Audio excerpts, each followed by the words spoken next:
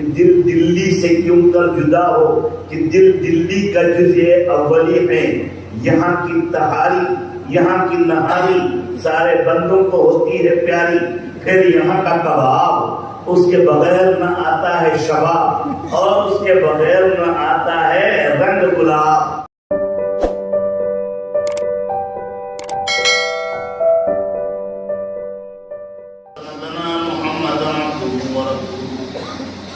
صلی اللہ تعالی علیہ وعلی آلہ واصحابہ وازواجہ وذریاتہ وسلم تسلیما کثیرا کثیرا. اما بعد، بھائی صورتیں تو پڑھی گئی ہیں، اس لیے اثر نو کسی اور آیت کی ضرورت نہیں ہے. ویسے حضرت عمر رضی اللہ تعالی عنہ نے سورہ بقرہ مدینہ منورہ میں مکمل کی تھی تو پورے مدینے کی دعوت کی تھی. مولانا عبدالحنان صاحب سے پوچھتا ہوں کہ اگر پورا قرآن ہوا ہے تو سارے لوگوں کی دعوت کا نظم کیوں نہیں؟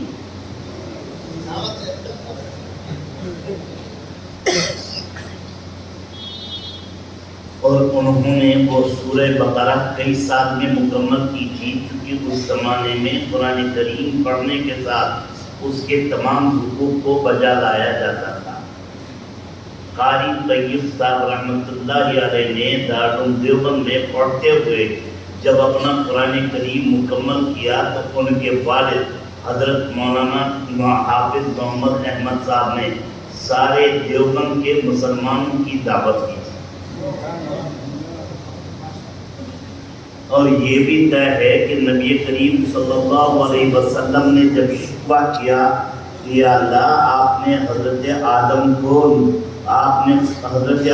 کو صفی اللہ بنایا، نوح کو نجی اللہ بنایا، ابراہیم کو خلیل اللہ بنایا، اسماعیل کو ذبیح اللہ بنایا، یوسف کو صدیق اللہ بنایا، موسیٰ کو کلیم اللہ بنایا، عیسیٰ کو روح اللہ بنایا، مجھے کیا بخشا؟ تو اللہ جل مجدہ نے انا آتینا والی سورت نازل کی. کچھ یہ بھی وجہ ہے کہ کفار مکہ نے حضرت ابراہیم جو ماریہ قبطیہ آپ کی زوجہ محترمہ کے پیٹ سے پیدا ہوئے تھے، اور 16 یا 18 مہینے کی عمر میں آپ کی گود میں رہتے ہوئے وہ وفات پا گئے، اور آپ نے فرمایا وَإِنَّا بِفِرَاقِكَ يَا إِبْرَاهِيمُ لَمَحْزُونُ، ابراہیم تمہاری جدائی کی وجہ سے مجھے غم ہے. اور کفار مکہ نے کہنا شروع کر دیا اب فکر نہ کرو، محمد عربی کا خاندان نمٹ گیا، اولاد نرینہ ختم ہو گئی، اس لیے ان سے اب مقابلہ آرائی کی ضرورت نہیں. جب خاندان ہی نمٹ گیا تو اب کیا بات رہ گئی، کون ان کی طرف سے لڑے گا؟ تو اللہ جل مجدہ نے یہ چھوٹی سی سورت نازل فرمائی جس میں یہ فرمایا کہ اے محمد عربی آپ غم نہ کرو، ہم نے آپ کو کوثر جیسی نہر عطا کی ہے جو ایک دفعہ اس کا پانی پی لے گا کبھی پیاسا نہ ہوگا.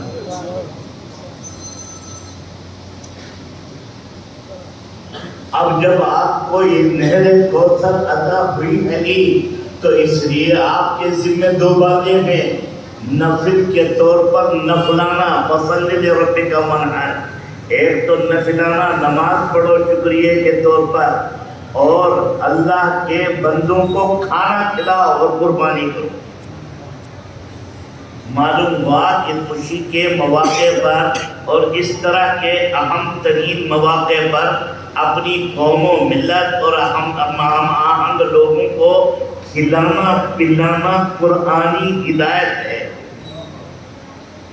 تو یہ تو نہایت مبارک موقع ہے. قعر ضلالت میں ساری دنیا پڑی ہوئی تھی تو اللہ رب العزت کی طرف سے حکم آیا لِتُخْرِجَ النَّاسَ مِنَ الظُّلُمَاتِ إِلَى النُّورِ. اب وہ گھڑی آ چکی ہے، اب وہ ٹائم آ چکا ہے، اب وہ وقت آ چکا ہے جب آپ لوگوں کو گہری اور نہایت ہی بڑی تاریکی اور اندھیری سے لوگوں کو نور ہدایت کی طرف لے کے آئیں گے. چنانچہ جن لوگوں نے اس کو سمجھا، اسلام کو قبول کیا اور نور ہدایت کو اپنا مشن اور اپنا مشعل راہ بنایا، وہ پروردگار عالم کے فضل و کرم سے نور ہدایت پر پہنچ گئے اور اوج ثریا پر پہنچ گئے، اور ان کی جو قدر و منزلت ہوئی وہ تاریخ کے صفحات میں جلی قلم سے لکھی ہوئی ہے، اور قرآن ان کے بارے میں یہ ببانگ دہل اعلان کرتا ہے کہ اولئک الذین امتحن اللہ قلوبهم للتقوی لہم مغفرۃ واجر عظیم۔ یہ وہ طبقہ ہے، اللہ نے ان کا اس طریقے کا ایگزام کیا ہے، اس ایگزام و امتحان میں یہ 100% کامیاب ہوئے ہیں، اس لیے انہیں تمغہ بھی بڑا مضبوط دیا گیا، لہم مغفرۃ واجر عظیم۔ دنیا میں بسا اوقات انعام کے طور پر کشمیری شال دیا جاتا ہے، اور کشمیر کا ایک شال کہلاتا ہے شاہپور، وہ 1 لاکھ روپے کا ہے، کتنے کا ہے؟ لیکن پھٹتا وہ بھی پرانا وہ بھی ہوتا۔ بسا اوقات سونے کا میڈل دیا جاتا ہے، وہ بھی چوری ہوتا ہے اور ایک دن بے قیمت ہو جائے گا۔ بسا اوقات قلم، بسا اوقات کپڑا، بسا اوقات کچھ اور دیا جاتا ہے۔ اللہ چونکہ ہمیشہ ہمیش کے لیے ہے، اس لیے اس کا انعام بھی ہمیش ہمیش کے لیے ہے، وہ ہے مغفرت کا انعام اور اجر عظیم کا انعام۔ پھر ہمیں بھی اپنایا گیا، اولئک الذین امتحنوا کے بعد آگے چل کر کے والذین اتبعوہم بإحسان رضی اللہ عنہم ورضوا عنہ۔ جو لوگ ان کے نقش قدم پر چلیں گے، جو لوگ ان کے طرز زندگی کے مطابق چلیں گے، ان سے اللہ راضی ہوگا اور وہ بھی اللہ سے راضی ہوگا۔ یہ جو راضی ہے نا، یہ معمولی بات نہیں ہے۔ حدیث میں آتا ہے کہ اللہ رب العزت جب جنت والوں کو جنت میں داخل کریں گے اور جہنمیوں کو جہنم میں داخل کریں گے، اور سب معاملہ ختم ہو جائے گا حساب و کتاب کا، اب ادھر کے ادھر، ادھر کے ادھر، تو ایک دفعہ اللہ تعالیٰ جمعے کے دن جنت و دوزخ کے درمیان خطاب کریں گے، اب جو جہنم میں آ چکا ہے وہ ہمیش کے لیے، جو جنت میں داخل ہو چکا ہے وہ ہمیش کے لیے، اب کسی کو اس میں سے نکالا نہیں جائے گا۔ اب جن سے میں راضی ہو چکا ان سے میں ہمیشہ کے لیے راضی ہوں، اب کسی کو کبھی موت نہیں آئے گی۔ کیا تمہیں میری ساری نعمتیں مل گئی؟ جنتی ایک دوسرے کا منہ تکیں گے اور فرمائیں گے کہ اب کیا نعمتیں رہ گئی؟ ذرا سا تصور کیا تو سیب حاصل، تصور کیا تو جنت میں ایک ہی درخت ہے، اس درخت کا نام ہے طوبہ، شجرہ طوبہ، کیا نام ہے؟ لیکن ہر جنتی کے گھر میں اس کی شاخ ہوگی، اور جو جنتی اس شاخ کی طرف تصور کرے گا سیب کا سیبا، یہ بھی نہیں کہ آجا سیب، کچھ نہیں کہنا، یہ حدیث میں موجود ہے۔ تصور پر بھی سب کچھ ملے گا، اور تو اور چاچا جی جو حوریں ملیں گی، آپ تو ماشاءاللہ سرخ و سفید ہیں اس عمر میں بھی، جو حوریں ملیں گی ان کے بارے میں یہ آتا ہے جب وہ پانی پیئیں گی تو گلے میں سے پانی نیچے جاتا ہوا نظر آئے گا۔ جلالین کے حاشیے اور ساوی میں لکھا ہے، جو اس کا گرامر ہے، کہ بعض حوریں ایسی ہوں گی جن کا نام لاعبہ ہے، جب وہ گانا گائیں گی تو جنتی کو اس قدر مدہوشی کاری ہوگی اور اس سے پوچھا جائے گا کیا تم نے کبھی کوئی میٹھی آواز دنیا میں سنی تھی؟ تو بتیرا ادھر ادھر سنا تھا، آج تک تو گلی گلی چلتے ہیں، وہ کہے گا خدا کی قسم میں نے آج تک کبھی کوئی میٹھی آواز نہیں۔ حدیث میں ہے کہ نائمہ ایک حور ہوگی، جب وہ دریا میں اگر وہ تھوک دے تو سارا دریا میٹھا ہو جائے گا۔ یہ میری بات نہیں ہے، محمد عربی صلی اللہ علیہ وسلم کی بات، نبی نے نہ جھوٹ بولا ہے نہ کوئی بات سائد بیان، جو ہے تو ٹھیک ٹھاک اس کو بیان۔ اس لیے میرے بھائیوں، جنہوں نے اس کو سمجھا وہ اوج ثریا پر پہنچے۔ تو میں یہ کہہ رہا تھا کہ جب یہ سب نعمتیں ہوں گی تو منہ تکیں گے کہ اب کیا رہ گیا، تو اللہ تعالیٰ کہیں گے کہ ایک بڑی نعمت رہ گئی، اعلان ہوگا، وہ نعمت کیا ہے؟ وَرِضْوَانٌ مِّنَ اللَّهِ أَكْبَرُ، اللہ کی رضامندی اور خوشنودی سب سے بڑی۔ یہ جنتیوں کو سب سے اخیر میں ملے گی، لیکن آپ قربان جاؤ صحابہ کرام کو، دنیا میں ہی ان کو یہ مل گئی قرآن نے نا۔ غور کرنے کی بات ہے، عام مسلمانوں کو بہت بعد میں پاپڑ بھیجنے کے بعد یہ سب ملے گا، لیکن صحابہ کرام کی خصوصیت یہ ہے کہ اللہ نے قرآن کریم میں کئی جگہوں پر ان کے لیے یہ اعلان کر دیا کہ یہ اللہ کی رضامندی کی دولت ان کو اسی دنیا میں مل گئی۔ کیوں مل گئی؟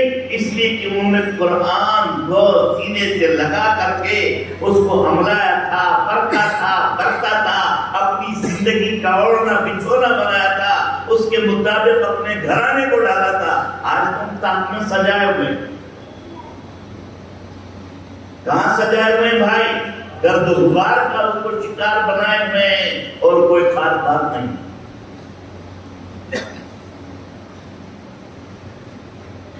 مکے کے اندر مدینے میں ایک قاری تھے جن کا نام تھا حضرت عاصم رضی اللہ عنہ۔ وہ ہمیشہ بچوں کو پڑھاتے تھے۔ 7 قاری بڑے مشہور ہیں، کوئی قاری ہوگا ان کو پتا ہوگا۔ حمزہ ابن حبیب زیات ہیں، جناب عبداللہ ابن کثیر ہیں، ان میں سے ایک عاصم ہے مدنی۔ عاصم جب قرآن کریم پڑھتے تھے تو طلبہ کو خوشبو آتی تھی، منہ سے خوشبوئیں نکلتی۔ یہ جو لڑکے ہوتے ہیں نا طالب علم اسٹوڈنٹ، یہ بڑے عجیب و غریب ہوتے ہیں، بات کی کھاد نکالتے ہیں، یہ کیسے جی، یہ کیسے جی، یہ کیسے جی۔ بہت سی مرتبہ استاد بہت سی باتوں کو چھپاتے ہیں، لیکن وہ دم نہیں لیتے تب تک جب تک کہ پوچھے نا۔ لوگوں نے بہت پوچھا، بہت پوچھا، بہت پوچھا، انہوں نے بھی نہیں بتایا، لیکن ایک دن مجبوراً کہا ہم تب تک سبق نہیں پڑھیں گے جب تک آپ نہیں بتائیں۔ مولویوں کی بڑی قربانی ہے، ان حفاظ کی اور قاریوں کی بڑی قربانی ہے، یہ اپنے طلبہ پر اپنی زندگی نچھاور کرتے ہیں۔ ہمارے استاد اور پہلے شیخ حضرت مفتی محمود الحسن صاحب نور اللہ مرقدہ نے فرمایا کہ ہمارے گندوں میں ایک حافظی کے بیچ میں ایک بات یاد آتی ہے، کہنے لگے ایک بچہ حفظ کر رہا تھا لیکن وہ بھاگتا تھا، ایک دن بھاگتے بھاگتے گنے کے کھیت میں چھپ گیا۔ استاد حافظ جی وہیں پہنچ گئے کہ پہلے سبق سنا پھر بیٹھ گئی، سبق سنا دیا۔ اگلے دن پھر بھاگا تو درخت پر چڑھ گیا، استاد جوان تھے ان کی طرح تو وہ بھی درخت پر چڑھ گئے، کہنے لگے پہلے سبق سنا پھر ہی بیٹھ گئی۔ سبق سن لیا، تیسرے دن یہ لڑکا پھر بھاگ گیا، اندھا کنواں ہوتا ہے جس میں پانی نہیں ہوتا، اس میں جا کر کے گھس گیا۔ استاد کود کر کے اسی میں آ گئے کہ پہلے سبق سنا۔ اس نے کہا استاد صاحب آپ باہر نکلو، اب میں پابندی سے آؤں گا اور سبق سناؤں گا۔ کہ کیوں بھائی کیا بات ہو گئی؟ کہنے کہ میں تاڑ گیا اور سمجھ گیا کہ اگر میں قبر میں بھی پہنچ گیا آپ وہاں بھی پہنچیں گے، سبق سنیں گے۔ یہ واقعہ استادوں کا تعلق ایسا ہی ہوتا ہے۔ اگر یہ والی لائن ایمانداری کی بات، جو مخلص اساتذہ کرام ہوتے ہیں عموماً وہ ایسا ہی کرتے ہیں۔ دارالعلوم دیوبند کے ایک شیخ الحدیث رہے ہیں مولانا انور شاہ صاحب کشمیری، ان کے صاحبزاد تھے وہ علامہ انور شاہ کشمیری کے صاحبزادے تھے۔ مولانا انور شاہ صاحب کا اپریل 2008 میں وفات ہوئی، غسل جنازہ میں جو لوگ شریک تھے ان میں بھی تھا۔ تو شاہ صاحب نے مجھے بہت دفعہ سنایا، ایک دفعہ یہ سنایا کہ ہم تو یتیم تھے، گھر میں پہلی دفعہ بکرا آیا تھا قربانی ہونے کے لیے، ہم دونوں بھائی اور تینوں بہنیں والدہ کو تہا چکے تھے، قربانی کرو قربانی کرو۔ قربانی کے دن کے آنے سے پہلے کہ بھائی آنے تو دن، پھر عید کا دن کے بعد تو فجر سے پہلے ہم نے والدہ کو تنگ کرنا شروع۔ والدہ نے کہا عید کی نماز تو ہے، جب عید کی نماز ہو گئی تو مجھے ہی بھیجا والدہ نے، اور میری عمر کل 11 سال تھی۔ دانتوں کی طرف کہ دیکھو کوئی قریشی ہو تو اس کو پکڑ کے رکھ۔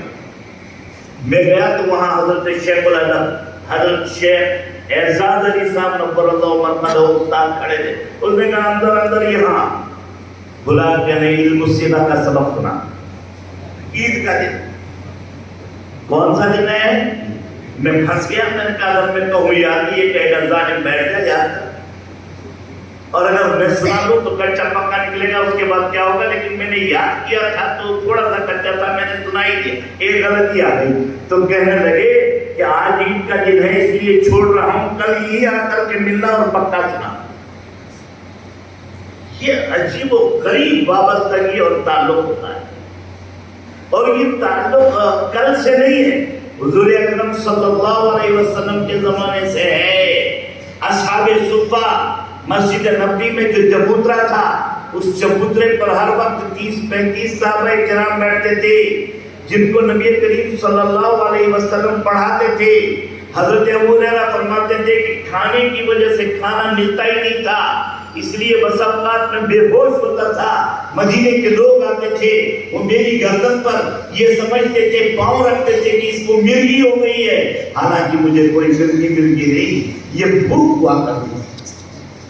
سردیوں میں ایک کپڑا ہوتا تھا، وہی لنگی ہے، وہی کرتا ہے، اور جب وہ کھلتا تھا تو ببول کے کانٹے لگاتے تھے تاکہ یہ بند ہو جائے اور بٹن کا سا کام ہو جائے۔ تو یہ وہیں سے چلی ہے، یہ سب وہیں کی بہاریں ہیں بھائی۔ ان کے پاس عموماً کاریں تو نہیں ہوتی، لیکن نبی کریم صلی اللہ علیہ وسلم کی یہ بہاریں ان کے پاس ہوتی۔ تو میں یہ کہہ رہا تھا، آخری اعلان یہ ہوگا وَرِضْوَانٌ مِّنَ اللَّهِ أَكْبَرُ۔ بتائیے کوئی ان کے پاس گھوڑے تھے، بڑی بڑی دکانیں تھی، بڑے بڑے بینک بیلنس تھے، یا ان کے پاس فیکٹریاں تھی؟ کچھ نہیں تھا۔ ان کے پاس کیا تھا؟ یہی قرآن۔ بلال حبشی کے پاس کیا تھا؟ کچھ بھی نہیں تھا، کپڑا بھی نہیں تھا، لیکن نبی نے اپنے ساتھ پلیٹ میں کھلایا۔ ہے کوئی اتنا سعادت مند پوری دنیا میں؟ اپنی مسجد کا سب سے پہلا مؤذن بنایا۔ ہے کوئی اتنا سعادت مند پوری دنیا میں؟ اور اعلان کر دیا قیامت کے دن مؤذنین مشک کے ٹیلے پر کھڑے ہوں گے اور بلال سب سے آگے ہوئے۔ قبر مبارک سے نبی کریم صلی اللہ علیہ وسلم کو سب سے پہلے اٹھایا جائے گا، دائیں بائیں سے حضرت ابوبکر صدیق اور عمر فاروق کو اٹھایا جائے گا۔ یہ تینوں میدان محشر میں جائیں۔ اور بھی دو آدمی محمد خون ہوں گے، ایک عیسیٰ علیہ السلام اور امام مہدی، مگر وہ ابھی مدفون نہیں ہوئے، وہ بعد میں مدفون ہوں گے۔ پھر یہ لوگ میدان محشر کی طرف جب چلیں گے تو نبی بلال حبشی کو بلائیں گے اور ان سے کہیں گے تم نے دنیا میں میرے لیے اذانیں پڑھی تھی، چلو تم اونٹنی پر بیٹھو اور میدان محشر کی طرف چلو اذان پڑھتے ہوئے۔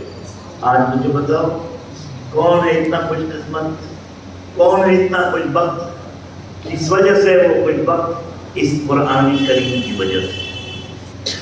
ابھی ہجرت نہیں ہوئی تھی، مولانا طاہر صاحب بیٹھے ہیں، بھائی طاہر بیٹھے ہیں، یہاں آ جاؤ بھائی۔ تو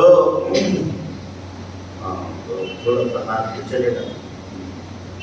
ہاں ابھی ہجرت نہیں ہوئی تھی، لیکن مدینہ منورہ میں جو قبیلہ انصار کے لوگ تھے، اللہ نے ان کو بہت نواز رکھا، وہ پہلے سے ہی مسلمان ہو گئے۔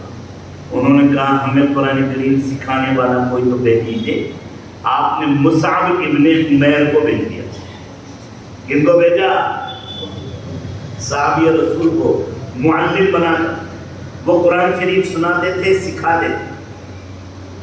مدینہ طیبہ میں انصار کے دو قبیلے تھے، اوس و خزرج۔ قبیلے اوس کے سردار جو تھے ان کا نام تھا حضرت سعد۔ کیا نام تھا؟ ان کو سردار سے ان کو برا لگتا تھا کہ یہ آدمی کیوں آ گیا قرآن سنا۔ تو ایک صحابی ہے، ان کا نام ہے اسد ابن زرارہ۔ کیا نام ہے؟ تو حضرت سعد نے اسد ابن زرارہ کو بھیجا مصعب ابن عمیر کے پاس، جا کر کے اسے منع کرو۔ اس محمد نے اس کو بھیج دیا ہے برگلانے کے لیے، اور کہو ہمارے یہاں قرآن نہ پڑھا ہے۔ وہ گئے، انہوں نے قرآن شریف سنا، تو بجائے اس کے کہ ان کو سمجھاتے، قرآن نے ان کے دل پر اتنا اثر ڈالا وہ خود ہی مسلمان ہو گئے۔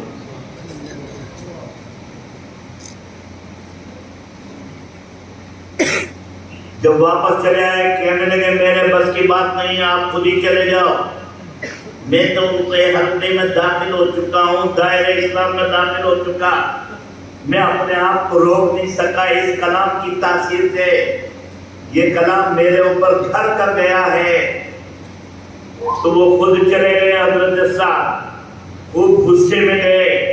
جب وہاں پہنچے قرآن کریم کی آوازیں سنی، پہلے بات چیت کرنی شروع کی، کہا بات سے پہلے میری یہ بات سنو، اگر سمجھ میں نہ آئے تو مجھے دھتکار کر کے چلے جانا، سمجھ میں آ جائے تو قبول کرو، یہ تو اللہ کا کلام ہے۔ حضرت سعد نے سنا تو وہ بھی ہلکا بگوچے اسلام ہو گئے اور روتے ہوئے واپس چلے گئے۔ اپنی ساری قوم کو جمع کیا کہ آج کے بعد میں تمہارا لیڈر اور سردار نہیں ہوں، اس لیے کہ تم نے مجھے ان کو بدلنے کے لیے بھیجا تھا، میں خود ہی بدل گیا ہوں، لہذا اس نئی صورتحال کے بعد میں تمہارا سربراہ رہوں، میں تمہارا لیڈر رہوں، یہ میرے بس کی بات نہیں ہے۔ انہوں کا لیڈر تو آپ ہی ہوں گے، کہنے کہ پھر وہ تسلیم کرو جو میں نے قبول کیا ہے۔ کہنے کہ وہ کیا ہے؟ انہوں نے ان کو سنایا، پوری قوم مسلمان۔ ہم کتنے ہیں؟ یہ قرآن ان کو حاصل کرنے کے، اچھا اس زمانے میں موجودہ قرآن کریم نہیں تھا جو کتابی شکل میں تھا، یہ تو بعد میں حضرت ابوبکر صدیق نے ان کو نسخوں میں تبدیل کیا۔ پہلے لاٹھیوں پر لکھا رہتا تھا، پتلی پتلی کھپچیوں پر لکھا رہتا تھا، بانس کے ڈنڈوں پر لکھا رہتا تھا، ہڈیوں شانے کی ہڈیوں پر لکھا رہتا تھا۔ بڑے پاپڑ بیلے گئے، بڑی محنت کی گئی، بڑی کوششیں کی گئی قرآن کو جمع کرنے میں۔ پھر یہ تفسیریں، اللہ اکبر، مفسرین نے کتنی محنت کی، علمان اور حفیظ۔ روح المعانی ایک عربی کی تفسیر ہے، 31 اتنی موٹی موٹی جلدوں میں۔ کتنی جلدوں میں؟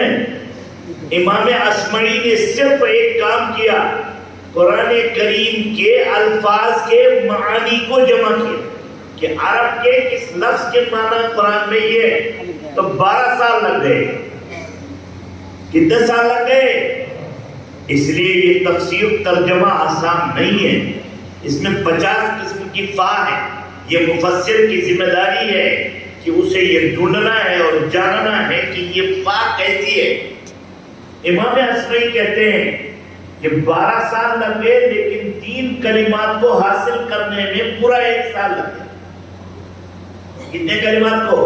3۔ کہنے لگے ادھر گیا ادھر گیا، کہیں نہیں ملا، ساری خاک چھان ماری، کہیں نہیں ملا، وہ 3 کلمات نہیں ملے۔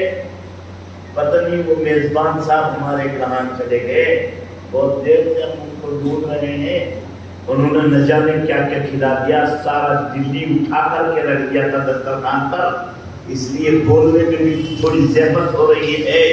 سارے پھل، ساری مچھلیاں، سارے مردے لا کر کے رکھ دیے تھے۔ اچھا دلی والوں کا کیا ہے کہ دل دلی سے کیوں کر جدا ہو، کہ دل دلی کا جزء اولی ہے، یہاں کی تہاری، یہاں کی نہاری سارے بندوں کو ہوتی ہے پیاری، پھر یہاں کا کباب، اس کے بغیر نہ آتا ہے شباب، اور اس کے بغیر نہ آتا ہے رنگ گلاب، رنگ گلاب۔ تو اس لیے یہاں کے لوگ اس کے دلدار ہو، میں بہت دیر سے ان کو ڈھونڈ رہا ہوں اپنی نظروں سے، نہ جانے دونوں بھائی کہاں چھپ گئے۔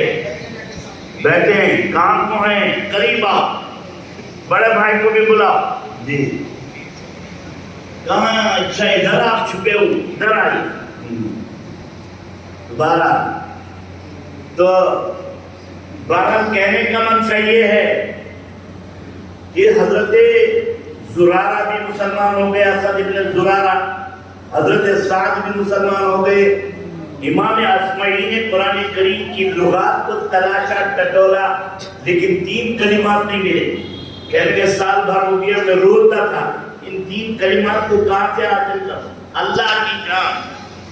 کہنے لگے کہ گرمی کا سخت زمانہ تھا، سستانے کے لیے، پسینے کو پوچھنے کے لیے میں ایک درخت کے نیچے بیٹھ گیا، تو برابر میں تھوڑی دور پر میں نے دیکھا اونٹوں کے بالوں کا بنا ہوا ایک خیمہ لگا ہوا۔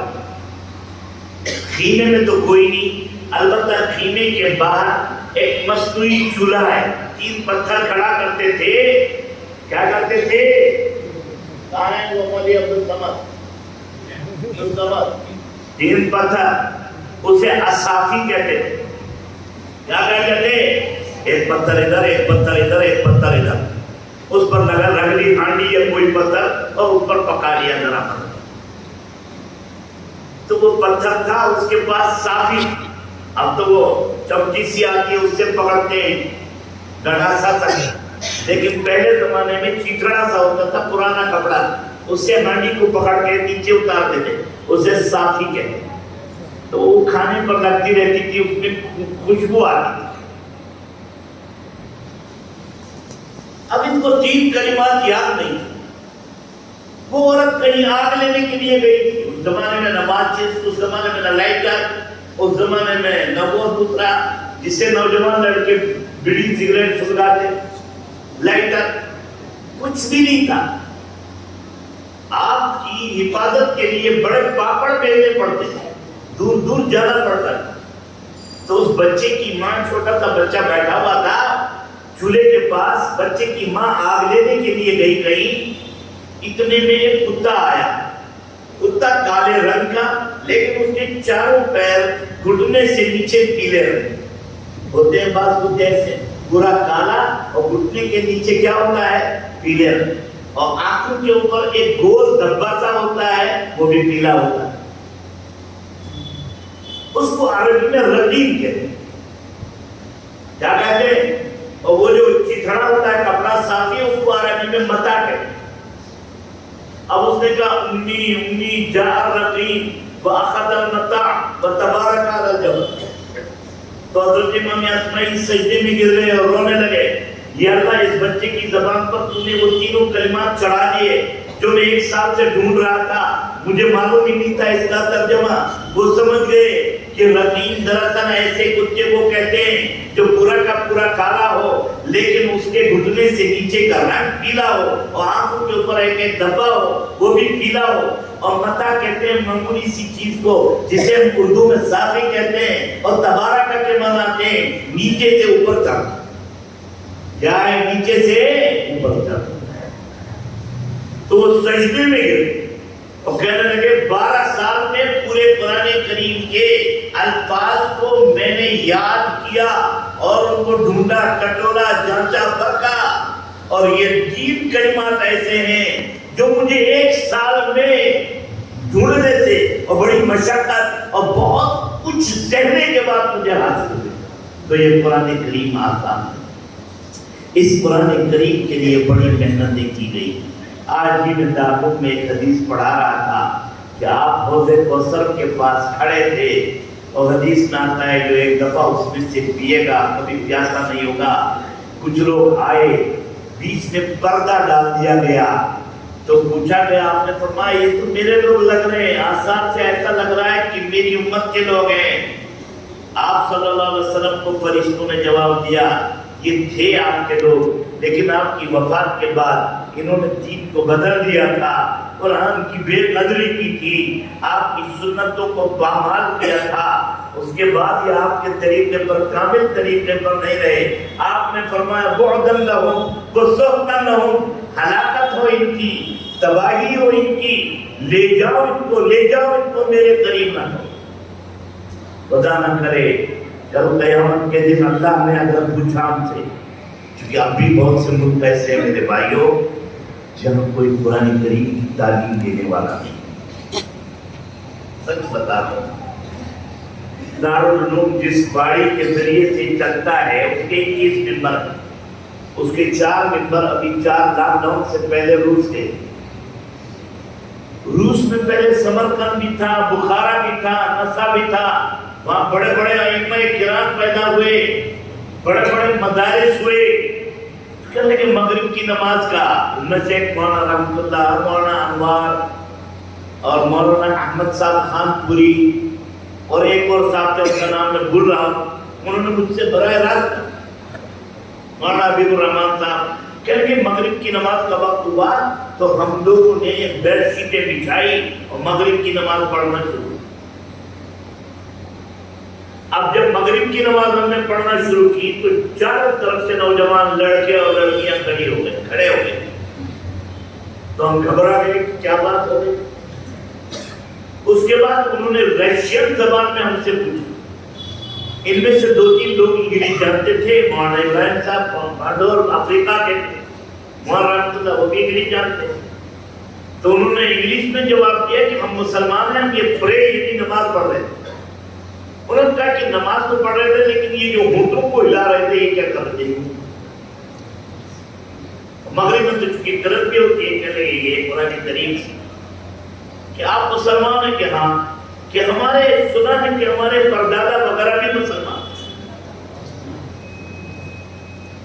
بھائی اور بزرگوں, بن مانگے یہ جو کلمہ ہمیں ملا ہے, بن مانگے یہ جو قرآن کریم ہمیں ملا ہے, یہ اللہ رب العزت کا بڑا انعام ہے. قدر ہمیں کرنی چاہیے قبل اس کے کہ اللہ رب العزت اس نعمت کو ہم سے چھین لے. اللہ نہ کرے یہ نعمت ہم سے چھین جائے. اور سنیے, 2011 میں مولانا احمد لاٹ صاحب جو تبلیغی مرکز کے بڑے بزرگ ہیں, دارالعلوم دیوبند آئے. تو اساتذہ کرام میں پہلے بات کرتے ہیں وہ دفتر میں, پھر بعد میں تشکیل کرتے ہیں طلبہ وغیرہ سے. تو انہوں نے کچھ کارگزاری سنائی کہ ہماری جماعت روس گئی. کیا کہا؟ روس گئی. میں بھی اس میں موجود تھا, استادوں میں اس میٹنگ میں. کہنے لگے وہاں عجیب و غریب واقعات پیش آئے. کہنے لگے وہاں ہمیں 2 اسٹوڈنٹ ملے, دونوں لبنان کے تھے جو ڈاکٹری پڑھنے کے لیے رشیا آئے. وہ بھی ہم سے ملے, ہمارے ساتھ نماز پڑھی. انہوں نے کہا ہمارے ساتھ ایک عجیب و غریب واقعہ پیش آیا. کہنے لگے کہ ہم نے سوچا چھٹیوں میں جو 10-5 دن کی چھٹیاں پڑتی ہیں کبھی, کہ یہاں کے گاؤں دیہات میں بھی ہمیں ٹہلنا چاہیے اور دیکھنا اور باہرنا چاہیے. کہ ہم گئے, جاتے جاتے ایک جگہ گئے, ہم نے ایک خوبصورت سا باغ دیکھا. 4 دیواری سے وہ باغ بند تھا, لیکن اندر اس میں کوٹھی تھی. کیا کوٹھی تھی, بڑی غضب کی. ہمارا دل چاہا اس کوٹھی کو دیکھنا چاہیے اور اسے اچھی طریقے سے باغنا چاہیے. ہم اندر جانے لگے تو گیٹ کیپر نے ہمیں روک دیا, مگر اندر سے ایک بڑھیا دیکھ رہی تھی. اس نے کہا نہیں ان کو آنے دو. ہم آئے, بات چیت ہوئی تو وہ رشین زبان ہم سیکھ گئے تھے, تو ہم نے اس سے رشین زبان میں بات چیت کی. اس عورت نے کہا کہ تم مسلمان ہو؟ کہ ہاں. تمہارے پاس قرآن ہے کہ نہیں ہے؟ کہ میری زندگی کی آخری تمنا ہے کہ مرنے سے پہلے ایک دفعہ میں قرآن کو بس دیکھ لوں.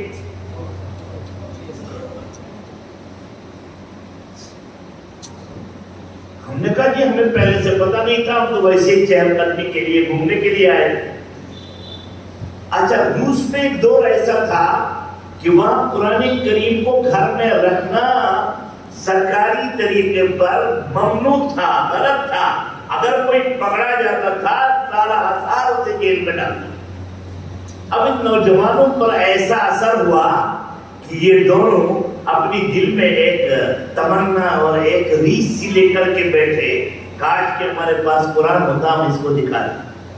چنانچہ لیکن انہوں نے طے کیا آئندہ ہمیں زندگی ملی اور وقت ملا ہم دوبارہ آئیں گے اور اس بوڑھی عورت کو ہم دکھا دیں. اب یہ اسی ادھیڑ دھن میں تھے. جب کوئی آدمی کسی ادھیڑ دھن میں ہوتا ہے نا, تو ادھیڑ دھن والے آدمی کو بھوک نہیں لگتی. کیا لگتی ہے؟ ارے بھائی لگتی ہے. جب تک مسلمانوں کو قرآن کریم کے ساتھ شغف تھا, دشمن تیر چلاتے تھے دور سے, تیر کا پتہ ہی نہیں چلتا تھا. حضرت علی کو تیر چلا گیا قرآن کریم پڑھتے پڑھتے نماز میں, پتہ ہی نہیں چلا. جب وہ نماز کے لیے کھڑے ہو گئے تو تب گھر والوں نے نکالا. ایک صحابی کو نبی کریم صلی اللہ علیہ وسلم نے کہا آج رات تمہیں دشمنوں کا پہرا کرنا ہے. انہوں نے سوچا پہرا تو ہوتا رہے گا, میں نماز کے لیے کھڑا ہو جاؤں. دشمنوں نے دور سے دیکھا کہ ایک آدمی نماز کے لیے کھڑا ہے تو تیروں کی برسات کر دی. پہلے ایک تیر گیا تو خون ٹپک رہا ہے, پھر دوسرا تیر خون ٹپک رہا ہے, پھر تیسرا تیر خون تیزی سے ٹپک رہا ہے. اب ان کے من میں ایک خیال آیا کہ اگر اور تیر میرے اوپر آ گیا اور خون بڑی مقدار میں بہ گیا ہے تو پھر ایسی صورت میں کہیں مر نہ جاؤں. اور نبی صلی اللہ علیہ وسلم کا حکم مجھ سے ادا نہیں ہو سکے گا، آپ نے تو مجھے پہرے داری کے لیے مقرر کیا تھا، ورنہ میرا جی چاہتا تھا میں سورہ کہف کو مکمل کے کیے بغیر اپنی نماز کو مکمل نہ کروں۔ یہ وہ تڑپ تھی، یہ وہ جذبہ تھا، یہ وہ ولولہ تھا، یہ وہ ذوق تھا، یہ وہ شوق تھا جو نبی نے ان کے سینوں میں ڈال دیا تھا۔ آج ہم بھی ہیں، دیکھ لیجیے کہ بند ہو ہے بھائی شوق ہے، شوق۔ آج کل شوق بچوں کو کیا ہے؟ موبائل دیکھتے ہیں، چھوٹے چھوٹے بچے ہے نا، ماں بلاتی رہتی، آپ بیٹا کھانا کھا، آتا ہوں، آپ بیٹا کھانا کھا، آپ ادھر 4 بج جاتے ہیں، دوپہر کا کھانا بچہ نہیں کھاتا، اس لیے کہ وہ اس کو دل دے چکا ہے۔ جوان لڑکے رات کے 12 1 بجے تک یہاں گلیوں میں موبائل دیکھتے ہوئے نظر آئیں گے۔ دلی آنا جانا کبھی ہوتا ہے تو سڑک کے کناروں پر، گلیوں میں، نکڑوں پر بیٹھے ہوئے یہ جوان لڑکے موبائل دیکھتے رہتے ہیں، نہ گھر کی خبر، نہ کھانے کی خبر، نہ گھر والوں کی خبر۔ اب ایسا جذبہ ان کے دلوں میں پیدا ہوا ہے۔ پہلے وہ دوسرا جذبہ جو نبی کریم صلی اللہ علیہ وسلم نے پیدا کیا، کیا پیدا کیا تھا بھائی؟ نبی صلی اللہ علیہ وسلم نے پیدا کیا تھا۔ تیزی کے ساتھ وقت بھی سرک رہا ہے، اور شیخ عبد الحنان صاحب نے کھانے کا بھی نظم کر رکھا ہے۔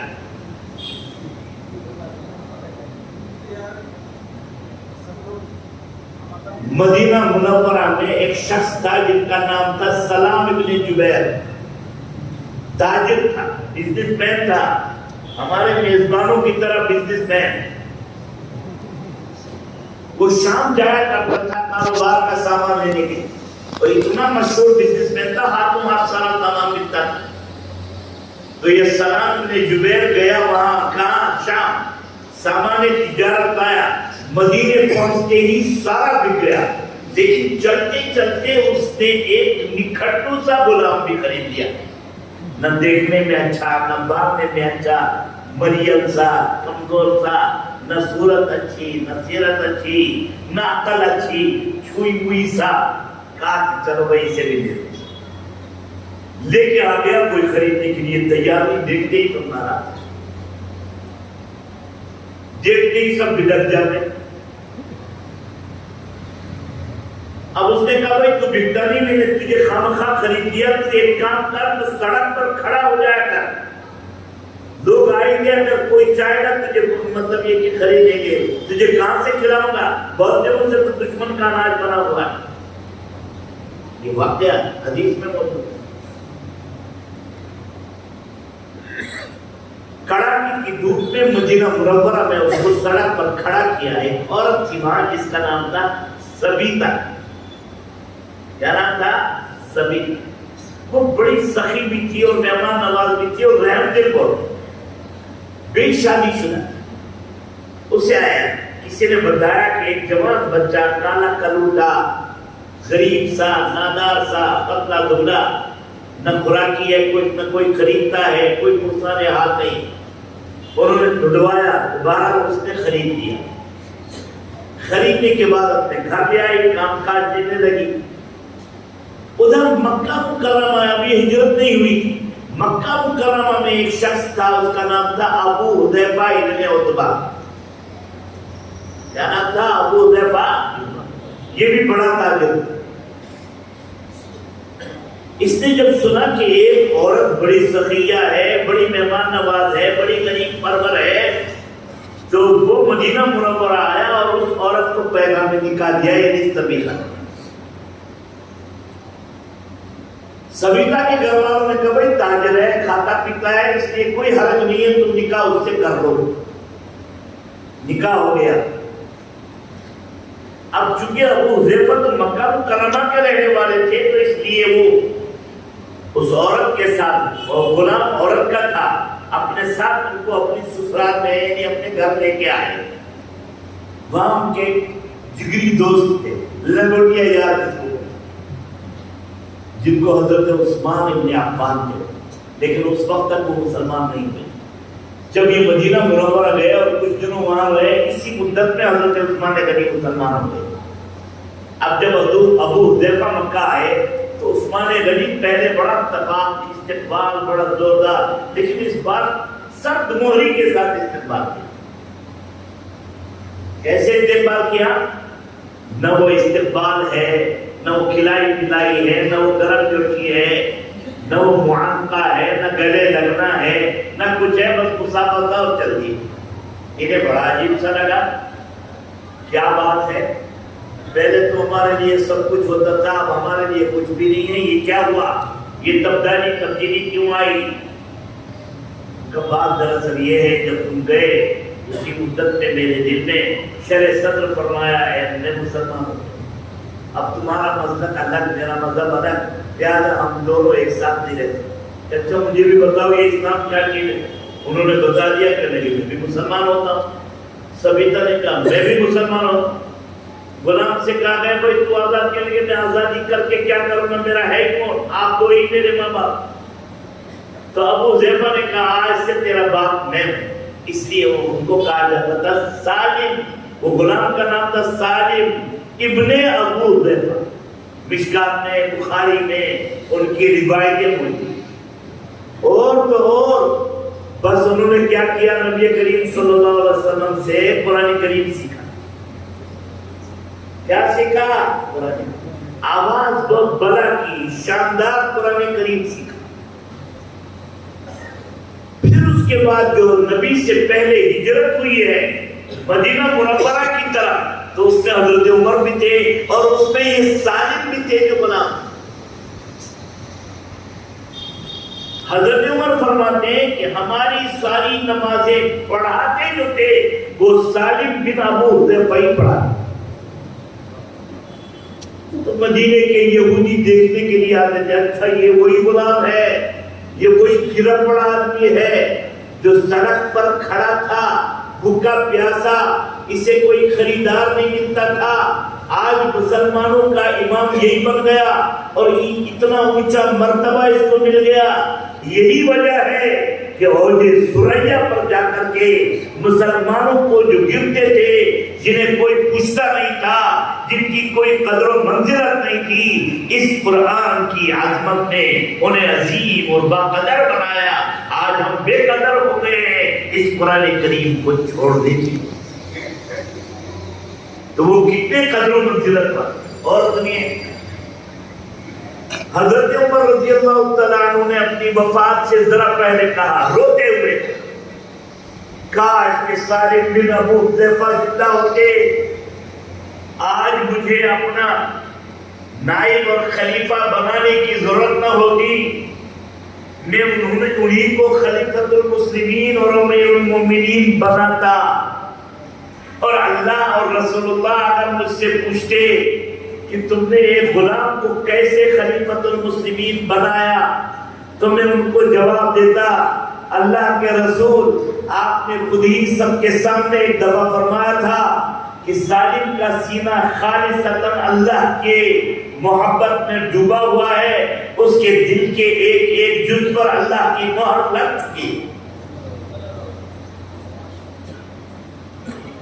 تو میں اللہ کو یہ جواب دیتا کہ سالم بن ابو حذیفہ یا سالم مولائے ابو حذیفہ اتنا اونچے مرتبے کا ہے کہ نبی نے فرمایا اللہ کی محبت میں اس کا دل ڈوب چکا ہے۔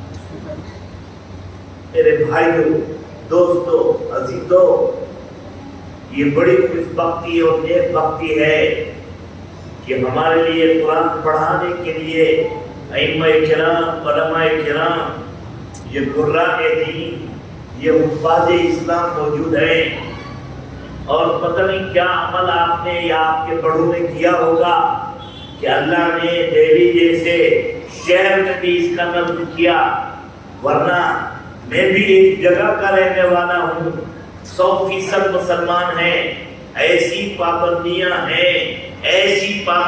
ہیں کہ جگہ جگہ ہم مکتب وہاں قائم نہیں کر سکتے۔ جب قوموں کی طرف سے ناقدری اور بے قدری ہوتی ہے تو اللہ کی طرف سے نعمتوں کا سلسلہ بند ہوتا ہے۔ مجھے دلی کے ایک شخص نے جواب میں سنایا، حضرت مجھے تنہائی میں آپ سے بات کرنی ہے، 3 سال پہلے لاک ڈاؤن سے پہلے میں نے اسے کہا سب کے سامنے کہو، کہا نہیں تنہائی میں کر. میں نے کہا گیا میں تنہائی. اس نے مجھ سے کہا